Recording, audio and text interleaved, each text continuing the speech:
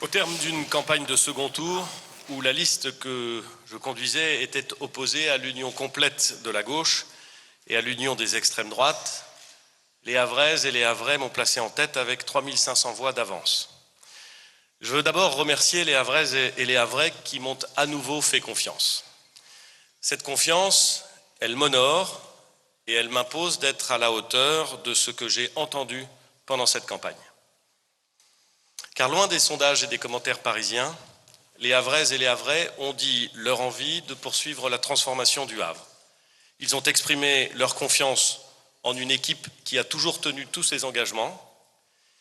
Ils ont adhéré au projet que nous avons présenté et qui vise à rendre plus forte, plus grande, plus dynamique, plus solidaire, plus attractive notre ville portuaire et industrielle. Mais ils ont dit aussi, et je l'ai entendu, leurs attentes, leur colère, leur refus, leur déception parfois.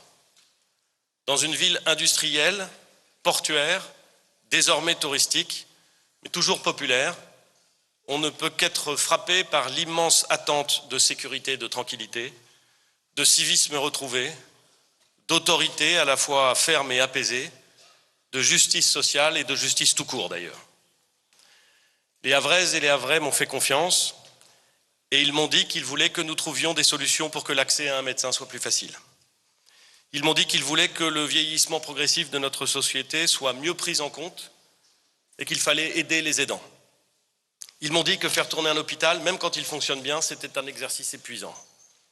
Ils m'ont dit qu'ils voulaient encore croire à l'école, mais qu'ils étaient inquiets de son fonctionnement. Ils m'ont dit leur confiance dans l'avenir portuaire, mais leurs attentes fortes s'agissant de la ligne ferroviaire entre Paris et Le Havre. Je veux dire aux Havrais que je les ai entendus et que je ne les décevrai pas. Et je veux dire ici, au Havre, qu'il y a des raisons d'espérer. Notre ville, qui fut entièrement détruite il y a 80 ans, sait mieux que tout autre qu'il y a toujours des raisons d'espérer et qu'à force d'ambition et de travail, elle est redevenue belle, fière et conquérante. Les Havrais savent qu'il y a des raisons d'espérer quand tous ceux de bonne volonté se rassemblent dans un discours de vérité et qu'ils écartent les extrêmes et leurs facilités.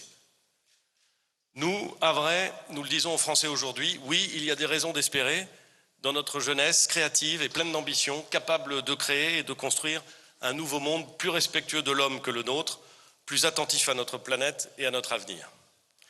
Il y a des raisons d'espérer dans nos valeurs républicaines et fraternelles qui font de notre pays cette exception grâce à notre langue, à notre culture, à notre laïcité.